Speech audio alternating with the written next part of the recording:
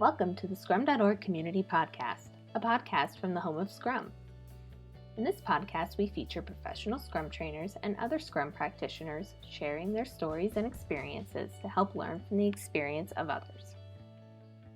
This episode is a previous recording of our live Ask a Professional Scrum Trainer series, where a live audience asks questions of professional Scrum trainers. We hope you enjoy this episode. Good morning, good afternoon, good evening, wherever you're located. Welcome to today's Ask a Professional Scrum Trainer webinar. And today we are focusing on the topic of Product Backlog Management. And today we have Todd Miller and Ryan Ripley, two of our professional Scrum trainers. So welcome to you both and welcome audience. And let's get started because I think we're going to get into some great questions here today. Very quickly about Scrum.org.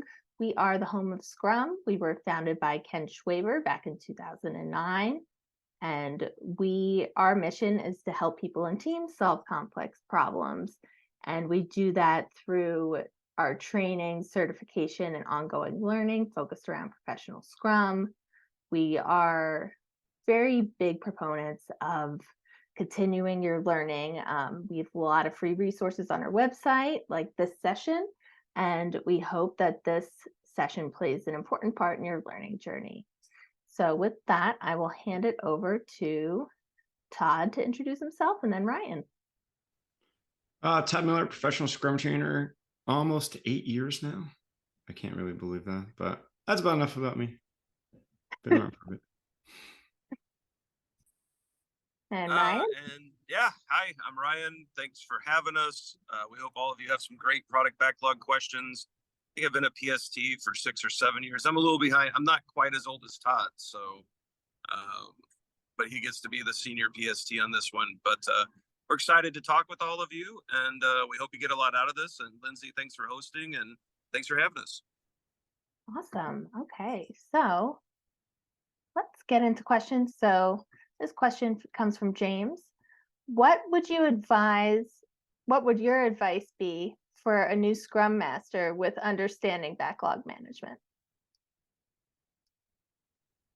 What do you think, Ryan? You want to go first? You want me to go first? This one? I'll go first. I think for a new Scrum Master, when it comes to thinking about backlog management, I think one of the initial thoughts needs to be partnership. This is something that you're going to partner and teach and mentor and train and work with a product owner on. And so a lot of product owners, they're going to be business analysts initially. They're going to be product managers that may not be familiar with agility. They might have a varying background. They might be really great product people, but they may not have a full understanding of the product backlog. And so what you're initially, like if I'm a new Scrum Master and I'm working with a new team, I'm probably helping to have that. I'm working with that product owner. I'm partnering with them to help them understand that you're creating a transparent vision of the future of the product, that we need a product goal to decompose into product backlog items, that this product backlog will be the key communication tool between the product owner and stakeholders, between the product owner and developers, between all of the conversations around our product, whether it's in sprint planning or sprint review or everywhere in between, is going to be centered on this artifact, this product backlog. So I think initially you're a partner, you're helping build this out, you're teaching and training on great ways to do that, but you're also saying, look, this is a core piece for empiricism. And this is where a lot of good collaboration is going to happen. What do you think, Todd? Yeah, I think what's been on my mind recently just around product backlog management. So 100% agree, Ryan. You're in a partnership with your product owner, and one thing you have to be concerned of is, and constantly question whether that product backlog is transparent. Just another thing from a tool perspective, because we get a lot of questions about tools, is just because there's a feature in a tool doesn't mean you have to use it. A lot of what we oftentimes see is product backlogs that are over complex because of all the features that tools give us, and the tools box us into how to do product backlog management. So I think that's stressing the transparent product backlog angle with you and your product owner as a Scrum Master, really making sure that that is coming to fruition, and that you're helping as an enabler of that, rather than just enabling all the features in a tool because we paid for them. So think that's about it for me. That's just been on my mind. Over complicated product backlogs because of our tools. Wait, Todd, you don't like 107 required fields on a product backlog item? Right. Yeah. And that 107 is a small number compared to some of the product backlogs we've seen. So. All right. Thank you both for that advice there. So this question comes from Marcus. What tips can you share on how to refine a large PBI that is too large to fit within a sprint? Yeah. So I think that this might be, we were just talking about this yesterday, that decomposing product backlog items is an art form, right? And so the mnemonic that Bill Wake came up with quite some time ago, invest, right, I think still is applicable, depending on how you're doing your forecasting and things like that, the estimable thing. But invest is an mnemonic that Bill Wake came up with, I being independent, N being negotiable, V being valuable, E being estimable, and T being testable. And so that's a mnemonic that you can kind of look at and see, especially dependent. How can you break down that product backlog item into independent pieces that are still deliverable, that still give value to your customer? That mnemonic from Bill Wake's been around for quite some time. I think it really still works. And it's something that you just have to work on. It's not easy to break product backlog items down at first, but once you get it and you get the art form of it, you can't unforget it.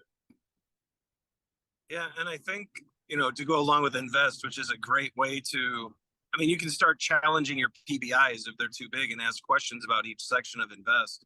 I also think there's a mindset component here, Todd, that, there's a difference between slicing work and breaking it down. Breaking it down assumes that all the components we break down are going to get done.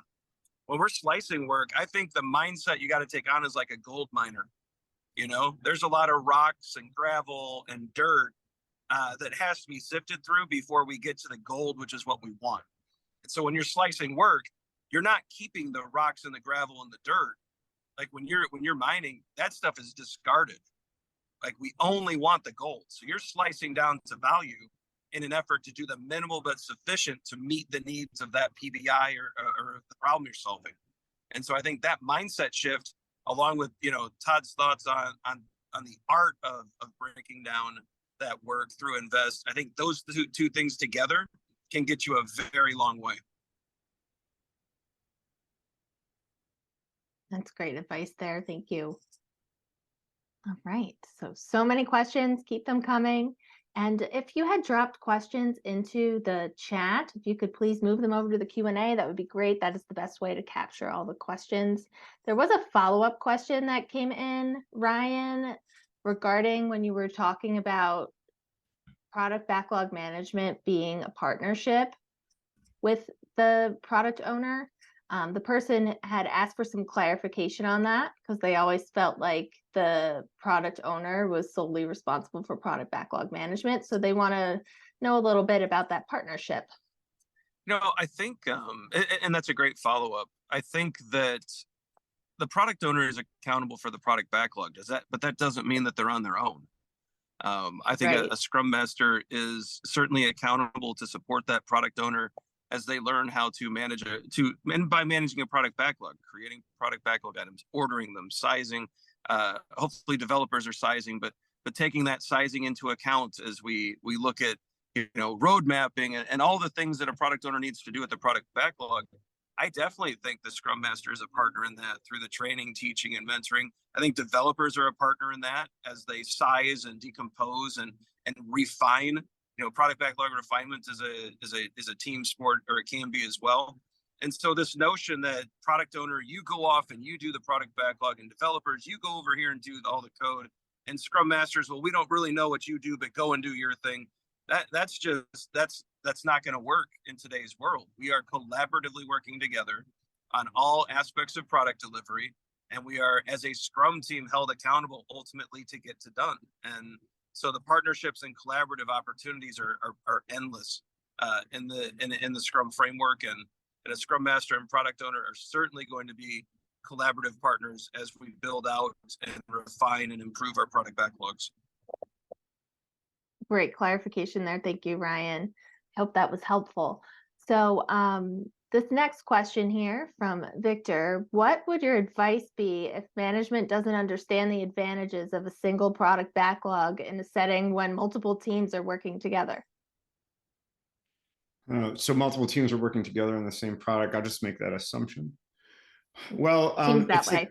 I think this is probably a very simplistic example of it, but it's sort of like going to the grocery store with 5 lists, right? And you don't know which one to choose. So the thing that comes to my mind too here is the explicit order of a single product backlog. Now, there's different product backlog management tactics that you may have to take when you're in a more scaled environment, right? I think levels of decomposition have worked for me in the past in that circumstance. But you're talking about a single ordered list. That means we're choosing to have one thing that is the most valuable. Another aspect of this too, resonating from Scrum Guide 2020, is we now have product goals, right? So product goal being a longer term objective from the Scrum team. And have a single product backlog with product goal with multiple teams working on it means we're getting more done faster, right? So, our good friend Dan always says, stop starting and start finishing. With multiple product backlogs, odds are you're not finishing, and there's a lot of work in flight that teams don't know about. Let's get that one single concentrated list. Like we wouldn't go to the grocery store with 5 different lists, and work from there, right? You might need to take some different tactics for product backlog management, but in the end of the day, it's easier to make it transparent. We know what's the most valuable, and everybody's on the same page. Well, and to Todd's last point there, everyone being on the same page, how do I as a product owner effectively work with a stakeholder on discussing roadmaps, future vision, potential things that we could be working on if there's 5 different lists and we don't have them all, or we're not clear on where the overlaps are? And if we do not have that holistic list, to that last point Todd was making, it becomes very difficult to give a clear, cohesive, accurate message to our stakeholders, to our customers, to our users, and that can certainly lead to a wide array of problems from a stakeholder management perspective as well. So, yeah, but I love that analogy, Todd. Can you imagine going to the grocery store with 5 lists and all the things that my kids are texting me to get, and by the time you get home, you forgot 10 things and no one's happy. So, especially if you go hungry, then you just come back with all kinds of junk food. Exactly. Yes, you get hangry at the grocery store. Yeah. All right. So thank you for that. So here is a question. How do you prioritize and order the items in your product backlog to ensure maximum value of the product? I think about what's valuable and I put those things first. And I know that's kind of a silly answer, but it's, as a product owner, I'm continually, Todd has this great quote that he talks about where the product owner, and I think he got this from some, he'll attribute it correctly, but the product owner is an opinion aggregator. And I think that might have come from Simon Reindl initially, but Todd has been pushing that really hard in our classes. And I think it's such a beautiful way to state it. We've got all of these ideas, all of these needs, but ultimately the product owner has to sit down and take all of that user feedback, customer feedback, stakeholder feedback, developer feedback, all these different areas, and aggregate that down into what is valuable. And when they decide and they come up with this model or this idea or this understanding of what is valuable, then they can actually look at their product backlog and say, what is the minimal but sufficient and the most important things that we must do to achieve our sprint goal and ultimately our product goal, and just be laser focused and absolutely ruthless about doing just those things.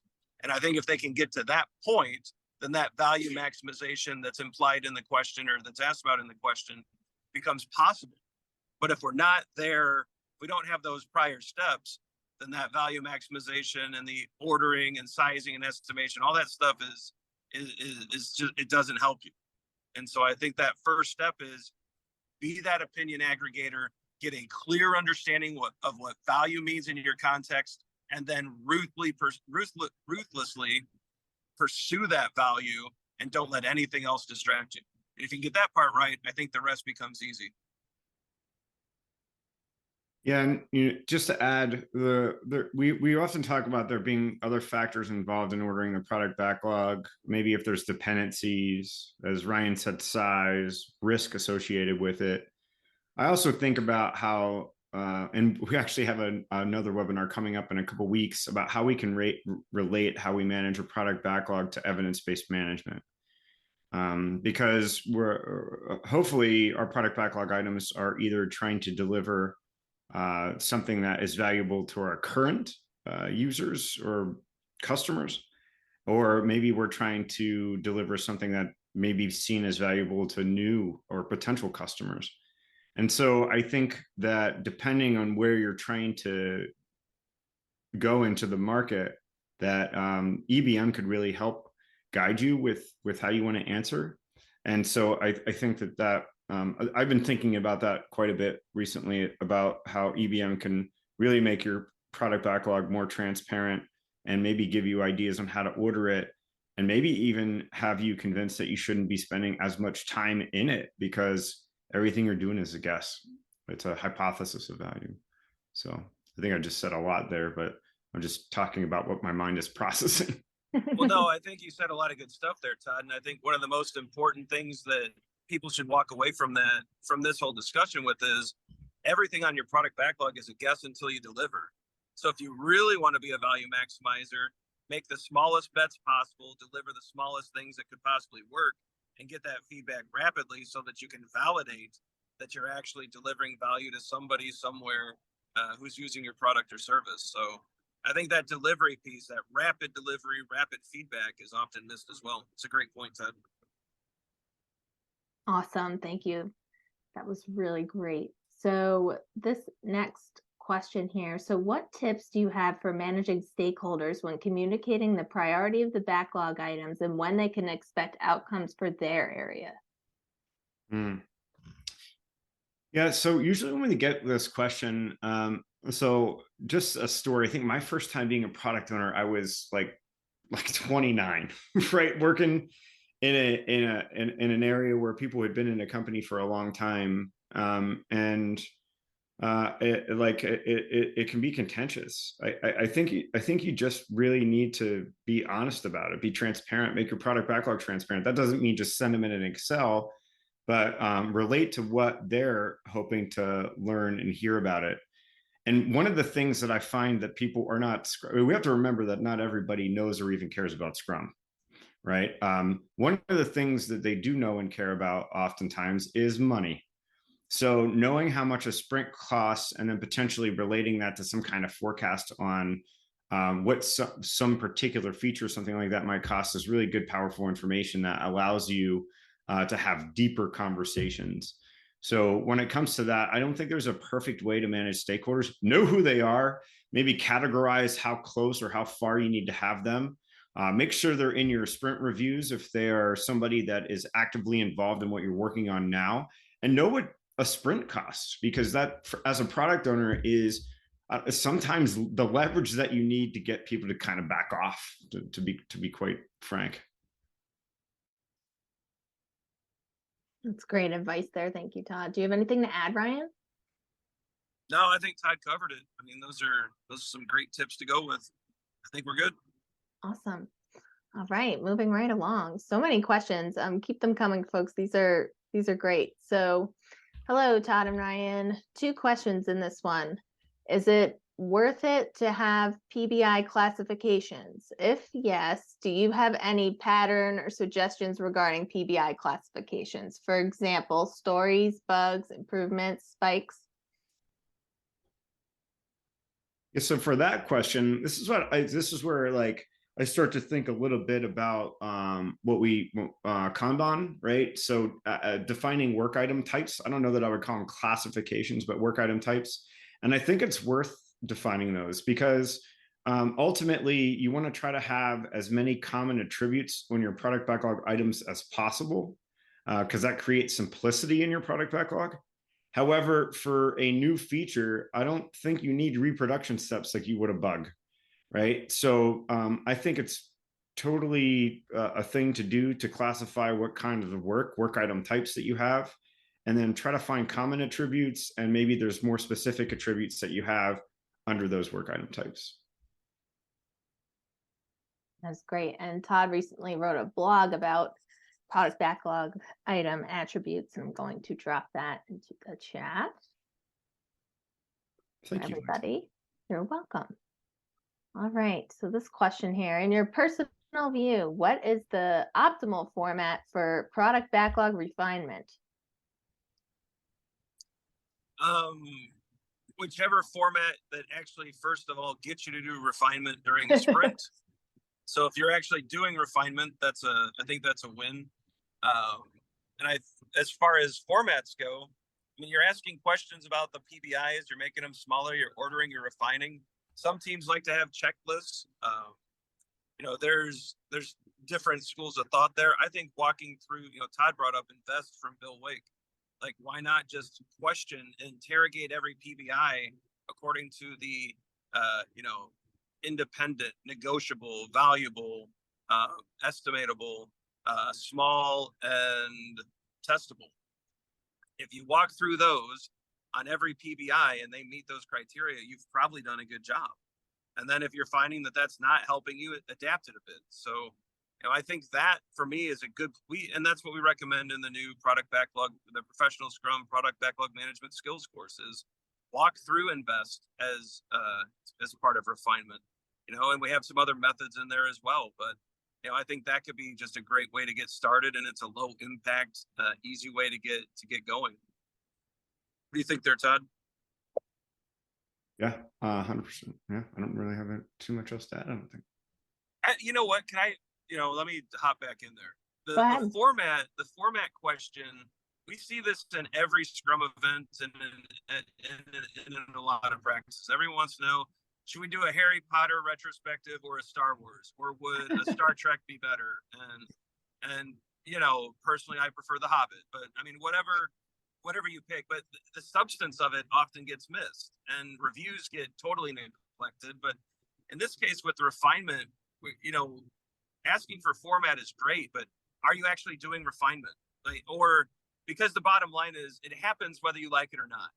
It's going to happen haphazardly during sprint planning, or it's going to happen in a controlled and planned way throughout your sprint. And I think that's something to look at. Format's important, but how we execute it and when we make time for it and whether or not we're consistent with it, I think ought to be primary levels of concern as well. Great, thank you. All right, this question, Alan here is looking for some advice, it seems, on what he should be doing. So, hi guys, we lost our product owner, so the business analyst took over PO responsibilities, then lost our BA, and they were replaced with a junior BA. So I found myself taking on a lot of the backlog management as a Scrum Master. Should I be scared? Are we the Titanic heading for the iceberg? Apologies if this question's a little too specific. Yeah. Thanks for the specific question, Alan. And you're not the Titanic. Everything's okay. What I will, this makes me think of several times that I've been a Scrum Master for a product owner that had never been a product owner before. It does worry me a little bit with the junior comment, just because the product owner really needs decision-making authority. And so I would really make sure that your organization is respecting the fact that that person is going to be making decisions about the product, value-based decisions. But I don't do this very much different than when I was a Scrum Master for a person that didn't even know what a product owner was, but they were anointed a product owner, whether from the business or from IT, and they didn't know. This is why you're busy as a Scrum Master and why you get a paycheck, right? Because you are going to have to step up, you are going to have to help them, you're going to have to teach them. You may be having to do some of the stuff and show them while you're doing it.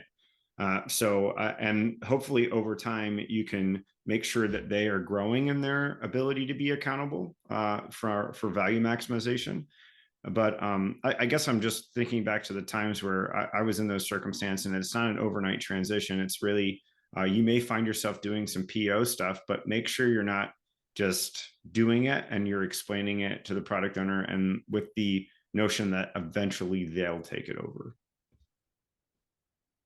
That's great advice there, Todd. Anything to add, Ryan? I would just add in, I love everything Todd said there. It's so important to work with these people, and the junior tag is kind of concerning. And I would look into all of those things and take care of that first. I also think it's really important to go find the person whose budget you're spending and get them involved. There's always a product owner. Like, there's never a situation where you don't have one. You may just have not followed the money far enough yet, right? There's always someone's budget you're spending, and get a hold of them and say, hey, we've got the 7th person in 2 weeks has stepped in to tell us what to build. It's your money. Would you like to be the product owner here and help us out? Because it's your cash we're burning. And I think that following the money in that situation could also help get that authority granted that Todd was talking about, can help you connect with people in the business who understand the product and the needs a little better. And I think it can do a lot of good things for a team, because at some point, the person whose budget you're spending will show up to a review and want to know what they've gotten for all that money that's been burned. That makes a lot of sense. Thank you, Alan, for this question. I hope this helps. So, this question here. So, how do you balance immediate business needs against long-term goals in the backlog? Oh, Todd, you're muted. Yeah, evidence-based management. So the word goals in here is interesting. Immediate business needs against the long-term goals in the product backlog. Mm-hmm. So Scrum now since 2020 has 2 different goals horizons. You have a sprint goal, which is 30 days or less. This is the commitment we're hoping to accomplish. And you have a product goal, which is a longer-term commitment of the Scrum team. This is not in the Scrum guide. This is, I would say, like a Toddism. My feeling about it is that product goal shouldn't be more than 3 to 6 months. Even 3 months is really long. But what you have to weigh is, if there's business objectives outside the realms of your goals, what's going on, right? Is it really important work to do? That should be things that the product owner is consistently questioning. Is it something that can wait? Because anything that you do that's not related to your goals is a distraction against your goals. And so the thing that I like that EBM adds into addition, EBM has 3 different levels of goals, right? You have strategic, which is a really longer term objective, years often. You have an intermediate goal, which you could potentially correlate to the product goal. It's a near-term objective. And then you have immediate tactical goals, which you could, if you wanted to, correlate to a sprint goal. And so the 3 different tiers of goals allows you the opportunity to ask yourself a question: is this related to our active goals? Very similar to a team that gets asked to put something new into their sprint backlog. Is this going to impact our ability to achieve the sprint goal, or is it related to the sprint goal? You do the same thing as you put things in your product backlog as it relates to the product goal. And then hopefully maybe you're checking out EBM and relating those product goals to your strategic goal. Anything else is a distraction in focus, and I would question whether it's valid or not. Awesome. Thank you. Anything to add, Ryan? No, I think EBM is a great way to address that question and need. So totally agree with Todd. Great. All right. So this next question here from Ben: how do you handle constantly failing PBI estimations? I'm not so worried about estimates being right or wrong. And I'm not really worried about actual versus estimated. I think estimated versus actual is one of the worst metrics you can look at. I don't care if we're good estimators. I care if we're good at delivery. And so what I'm looking at is, are we achieving our sprint goal each and every sprint? Not whether or not we could plan the perfect sprint at the beginning of the sprint. And I think that's such an important distinction. The sprint goal represents value. If we're achieving that sprint goal each and every sprint, we should be maximizing and achieving value through that delivery of an increment. Stop worrying about these scoreboard metrics. If you're delivering and hitting your sprint goals, delighting your customers, and getting that rapid feedback, you're winning. And that's what I would focus on. I just don't think trying to become the best estimators in the world lends itself to becoming great at product delivery. I think those 2 things are separate. That makes Yeah, sense. and it's interesting, and this could be controversial, but in a lot of instances, estimating is a waste of time. Why are you doing here? What I want to get to is the core of it. Why are you estimating? What are you trying to get out of it? What's the purpose of why you're estimating? I think that there's other things that we can use to bring into sprint planning to be a little bit smarter about capacity than just estimating things. And so I started thinking about that as it relates to EBM recently, and I almost see I see estimating taking time away from, like you were saying, Ryan, delivery. So why are we estimating that? Like, let's start asking that question, right? Why are we estimating? What value are we getting out of estimating? I know there's cases where you have to be able to forecast. You have to be able to forecast, maybe go to jail items, right? Like compliancy stuff, but what else are we looking for? Are we looking to get certainty around delivery with that? Because I think that the time that you're certain is when you're done, it's shipped, it's in the user hands, and you're measuring the validity of it. That's where certainty is. And even past that, we're still not certain whether it was going to work or not. So I've been kind of questioning a lot of that in my brain a lot recently, and just, like rather than push it off and say you shouldn't be estimating at all, what I'd like everybody to do is start questioning why. Why are we estimating? Let's figure that out first, and then let's go from there. In a lot of instances, it's just because someone somewhere is craving complete certainty when we're coping with complexity. Todd, something else to add there to link it back to a previous question. And of course, I agree with you that they're craving this certainty in a complex world. But if teams would spend as much time studying, practicing, and worrying about slicing as they do estimation, I believe the problem would take care of itself. If you're good at slicing, the estimates really aren't so relevant. You can look at cycle time, throughput, item aging, all really good time to market measurements within EBM and the flow metrics. And if you get good at slicing, perhaps the estimates just become less and less important. That's great. And there are quite a few questions in here about slicing and breaking down items. So can you both share some of your favorite techniques for that? So I like looking, so maybe I'm an old school nerd. I like looking at the database and seeing logically how data is sorted, and then seeing if there's ways to break down features or PBIs based off of data patterns or areas of concern in the database. I think that's one good way to look at it. I think workflows are another great place that I tend, my brain will drift there as well. If there's, there's some sequence in a process or practice, that might be a good place to look for areas to break down. And I think those can initially be helpful, but ultimately what we're trying to do is get a good slice of a holistic feature. And again, to Todd's point, that's an art. So you can look at data patterns, you can look at the workflow of a story or of a feature of a PBI, but ultimately we're mining for that slice of goodness that can tell us whether or not this hypothesis, this PBI, is actually valuable. I mean, those are my two. Todd, you got some favorites that you like? I just think there's different ways to look at a PBI and break it down. I think that very popular is user story mapping. I think that you can even do impact mapping to give you some idea on how you can get a path to a very particular user. I think it's really important to know who your users are, because you may have a product backlog that just says something is targeted towards a very specific user. Yeah, I see a chat too, Henry, put the spider in there, which is cool. I think that's like my cone thing, which works really well.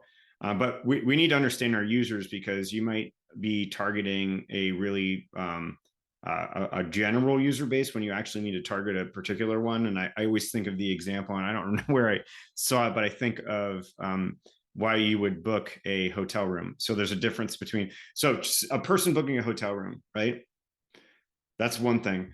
But there is a difference between saying a father bringing kids to a hotel room that I want to book versus a business person that wants to book, right? So knowing who your user base is and maybe categorizing some of your demographics so that you can specifically target functionality tends to take that genericism away from the user stories or product backlog items or job stories or HD, whatever you're using, and can make you specifically target things. That's also a valid for experiments if you're looking at unrealized value or current value, a specific user that you're trying to get, or maybe a specific user that you already have you're trying to build upon. So yeah, all those, I think that we've just named a whole bunch of them. Experiment with them, find what will work for you today, but that is of no guarantee to work for you tomorrow, unfortunately. Let's pull on that thread for just a quick second, right? I love the hotel booking example. So you've got people who walk up without a reservation and try to book. You have people with reservations who try to book. You have frequent travelers like Todd and I used to be with 1 billion points who try to show up and use points. You have people who show up and expect a free upgrade. You could probably, if we worked at it, list off 100 different scenarios for booking.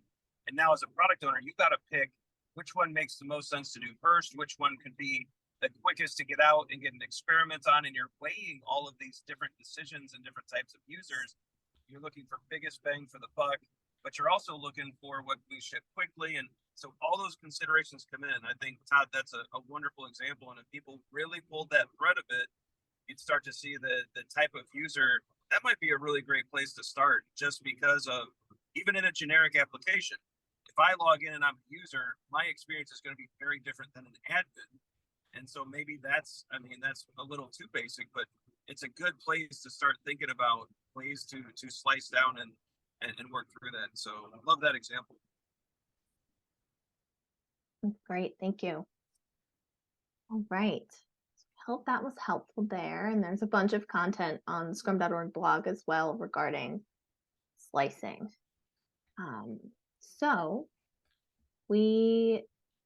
This question comes from Greg, who just dropped it in the chat. We want to help our product management folks give broad estimates and timeframes to upper management, though we know that our own estimations are only really useful for a current sprint. Is there a good way to represent and measure past delivery other than playing with velocity calculations? Yeah. What did you deliver to production and are customers satisfied with it? I think we need to move away, Ryan. I think you used a term like vanity metrics, right? So this is what we were kind of talking about before. So upper management wants that. What's upper management want that for? What indicator is that giving them? Because we're maybe losing an opportunity to have a new conversation around what metrics we actually care about, what we should care about. And to me, delivering stuff to your customers that they use and that they like with high quality in a timely manner is important. And you could have increasing velocity over the course of 8 sprints and have not delivered anything, right? You could have everybody 100% utilized and at capacity, and your customers are leaving you in the droves. So I really like to kind of try to turn that conversation and say, and get with those managers and say, what information are they looking for? And let's have a better conversation with them rather than around these vanity things like whether we estimated it correctly, what's happening with story points and velocity. Because at the end of the day, all that stuff could look really good and your delivery engine is not delivering anything, it's failing, right? So I think we really need to start moving away from some of these things. And I think there's really good answers. There's things that we can use. I keep saying EVM because that is a great way to back into new, better conversations, right? Is through the discussions of goals and measurements and the key value areas of EVM. What do you think, Ryan? Oh, I totally agree. I think EVM changes the conversation. And I think teams, check it out. There's a ton of great information at Scrum.org/EVM. Todd and I have EVM related materials on our YouTube channel. All sorts of great stuff out there. Actually, our new EVM book in the Scrum.org series, I think will be out in a couple weeks here. Lots of great materials coming up. But I also think, plus, just to put a big plus sign after EBM, if you're working with these executives, a trick I used to do is I would take a big printout of like the Doppler radar map, and I would just lay some PBIs on the map and say, look, we're forecasting, these are the goals, or these are the things we're trying to achieve now. These are the things that could be next. Here's the things that could be later. And but in the context of the Doppler radar, because this is a forecast, right? We're really, and I think Todd made this point very well earlier, we're trying to move away from this discussion of complexity, or this discussion of certainty in a complex world. We're trying to more like weather forecasters rather than perfect estimators. We want people to understand, here's what we believe is true today. The weather pattern might shift, new data might come in, a new opportunity might emerge. And the second that happens, we'll update you. But everything we're talking about is subject to change because the world's complex and wild, and opportunities emerge. And if you don't strike when the iron's hot, you miss it. And I think that's the kind of conversations we need to have, instead of, well, my team can do 12 story points every sprint. I think the first conversation, the one that Todd is provoking with EBM, is a lot richer than these story points, which are really just not really meaningful outside of a Scrum team. Let's make that shift. Let's get it. EBM on top of a product backlog, I think, is the killer combo that's going to emerge over the next few years here. That's great. Thank you. And we did get a couple comments here in the chat. Thank you for bearing with us, everybody. Ryan had a last minute change in schedule, and that's why he's doing this from the car, and hopefully the audio is okay. And I just wanted to recognize that. So apologies for that. So moving right along. So judging by the fact that refinement can be a team effort, how can we engage the team in generating more insights to perform the refinement itself? Yeah.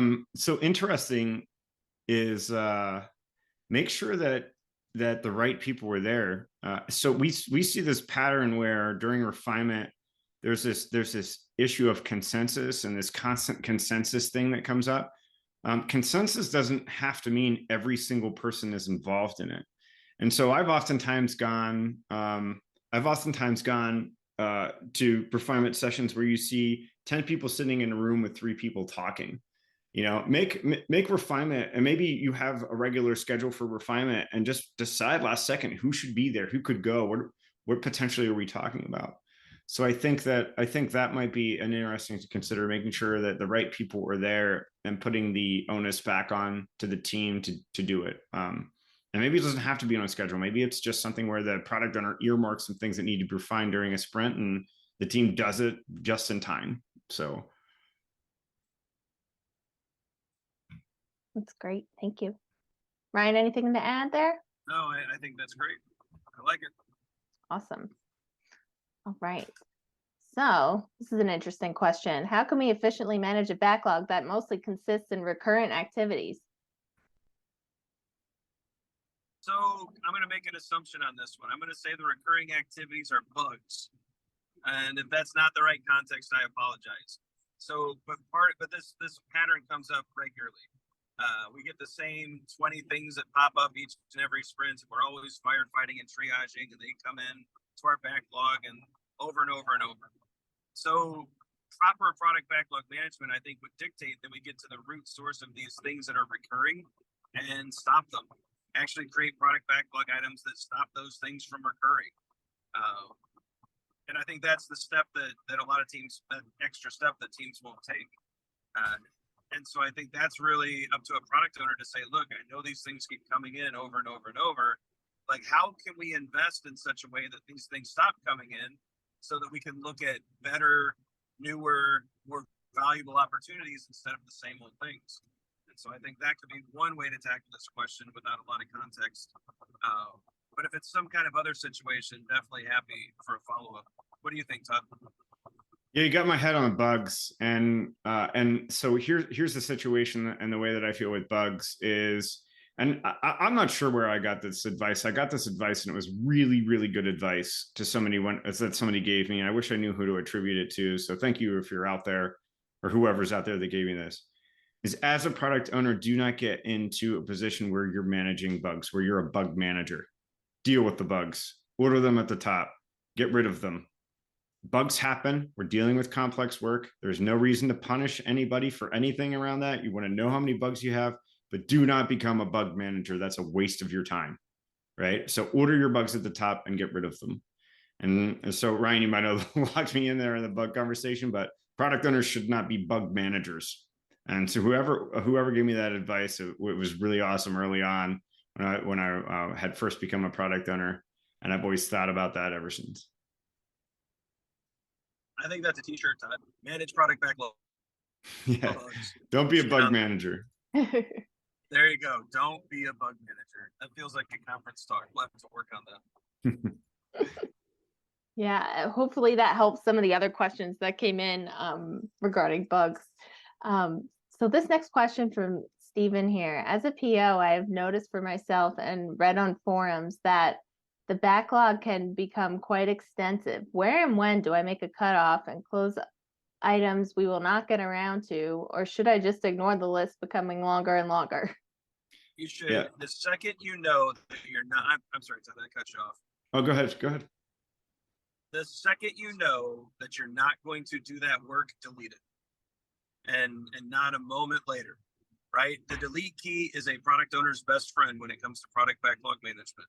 And quite honestly, if you're executing Scrum well, if you're having great sprint reviews and you're working with your stakeholders and your users and your customers to gather the latest, greatest information, you're talking about the markets, the usage of the product, the budgets, the opportunities, the competitors, and you're getting all that new information and you're adding new PBIs to your product backlog during sprint review, because honestly, sprint review is really just another, it's a fancy way to do product backlog refinement. So you're getting new information. If that's happening, so many new ideas are coming in each and every sprint that your ideas on the product backlog that are already 3, 6, 8 months old, you're never going to get to them.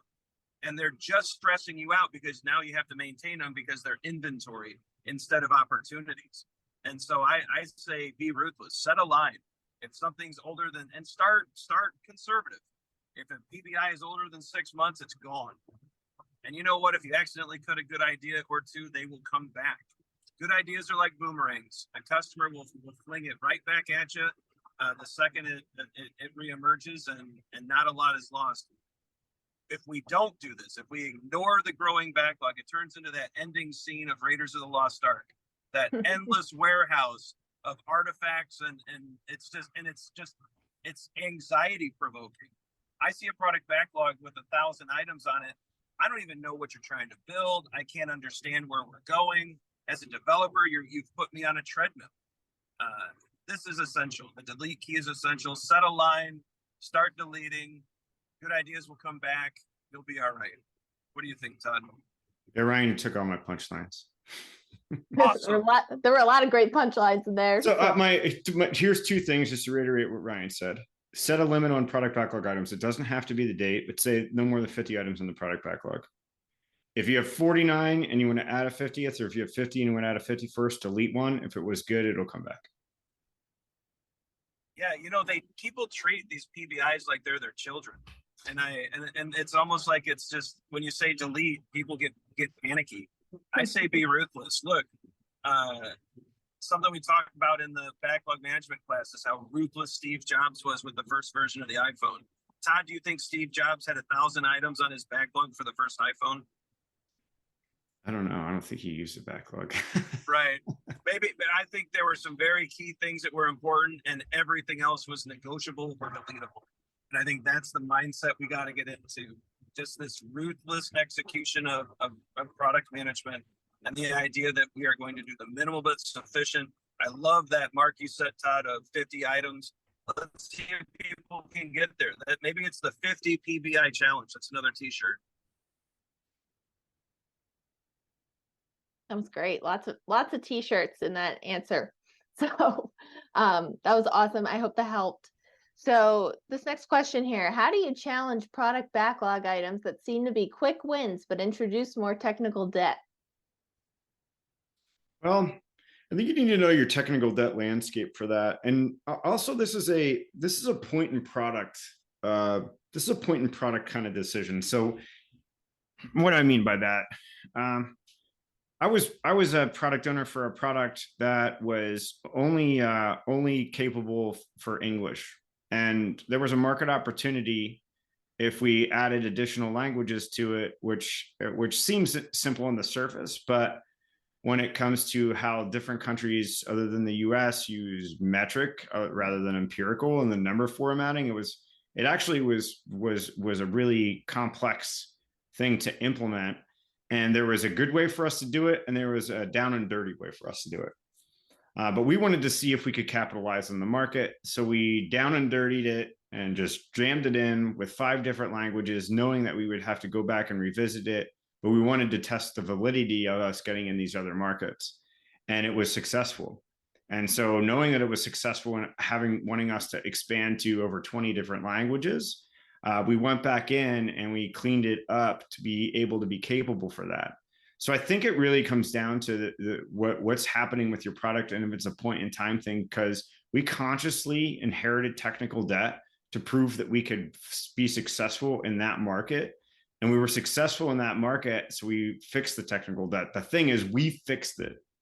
We didn't just let it sit there. We didn't build upon it. We fixed it once we validated it.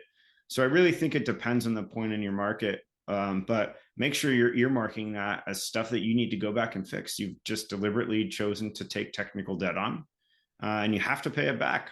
So yeah, that's all I got. That's Like great. it. Awesome. All right. So we have time for maybe 1 or 2 more questions here. We got a couple of follow-up questions in that I thought were interesting. Going back to the recurring activities where we kind of drilled in on bugs. Someone asked what if the product is customer relationship management software, and part of the recurring activities are things like creating email campaigns?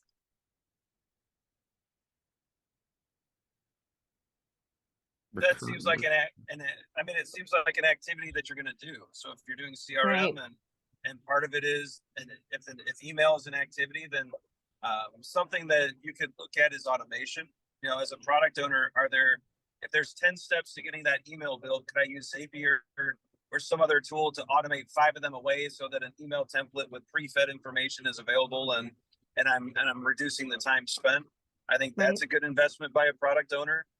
Sometimes there's just cost of doing business. There are things that Todd and I have to do to run our training company that I wish I could automate away, but I can't. And, invoicing would be one of those topics. And, sometimes there's just activities that are going to recur each and every sprint. But I think the mindset here is challenge the assumptions.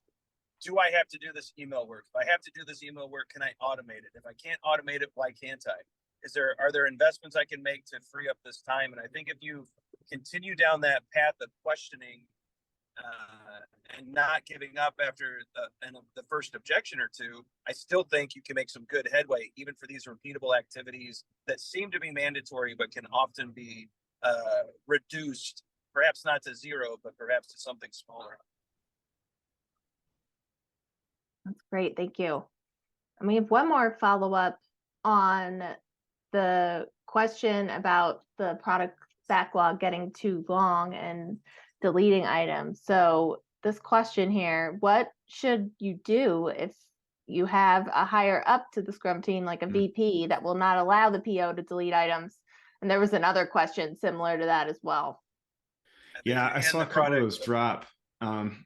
What's interesting is this sounds to me like a PO that is not empowered to be a product owner. It sounds like the VP really is the one making product decisions here. And so if the VP is not allowing a product owner to actually be a product owner, this, I think, in turn becomes a Scrum Master problem, right? So you've got to meet with that VP, and you've got to work with that VP on why it's important to empower a product owner to be a product owner. So again, Scrum Masters, this is where you earn your paycheck. What's a Scrum Master do all day? Deal with this kind of stuff. And ultimately, if a product owner isn't allowed to delete something off of their own product backlog, I can't think of a more miserable situation for me, right? Where I'm trying to be ruthless. I'm trying to keep that list small. I'm trying to understand it so that I can answer questions to it on the spot with really tough to deal with stakeholders. I'm trying to make it transparent. I'm trying to describe why I've ordered it the way that I've ordered it. The last thing I need is someone telling me that I can't delete something that isn't going to be done for 10 years or if ever, or that I don't find any value in. It just seems like an unempowered product owner problem. And so I think Scrum Master's got to get to work on this one. That's great. Something I used to do in this situation, and I'm sure Todd's heard me tell this story a billion times. So here's a billion and one for Todd, but I would just sit outside the VP's office every day. So this is me as a Scrum Master. I'd visit the VP every day with the product owner and say, hey, this is what we intend to do. Do you approve of it? And after the first 3 days, it's cute. After 2 or 3 weeks, the VP's annoyed. And then we kind of earn that right to have that conversation about empowerment. And I think that's one of the things that a great Scrum Master, that's back to the partnership and collaboration discussion. You know, a Scrum Master is a partner to that product owner. That they're trying to get that product owner almost promoted to that level to where they have authority. And we will not tolerate anything less. And so we are pushing and striving to get that. Sometimes you got to walk through the big door and go talk to the VP, as Todd mentioned, or visit them every day and get their opinion until they tell you, hey, I'm too busy, and we agree. So let's empower this person. Let's get rolling. And but we don't give up. Like Scrum Masters, you've got to keep that conversation going all the time and make sure that we are getting that product owner the empowerment and respect and authority needed to be effective in their role. Yeah, that is super important. All right. So thank you both so much. You've shared some really great answers here and advice. We are running up on our time, unfortunately, but I will be sharing these questions with Ryan and Todd, and we will figure out a way to address them in some format. Thank you so much to our audience for your great questions. There were some really, really good questions that came in. I'm just going to close this out here with a few quick items. So we do have a new product backlog management course here at Scrum.org. Todd and Ryan both teach it. This quote here is from a student of theirs. So please feel free to check that out for more learnings about product backlog management. And we also have free learning paths on our website and lots of content. So please feel free to check those out, and be sure to check out Ryan and Todd's YouTube channel as well, Agile for Humans. And they always are putting out some great content there. Todd and Ryan, do you have any final words you want to leave with the audience? Thank you. Thanks for having us. This is always fun. And Todd, always enjoy bouncing this stuff off of you. And Lindsay, thanks for putting up with our nonsense. Oh, yeah, check out our EBM book coming out in the Scrum.org series in a week. Yep. Yes, that is coming out very soon. You'll be seeing lots coming out from Scrum.org about that as well. So thank you, everybody, and Scrum on.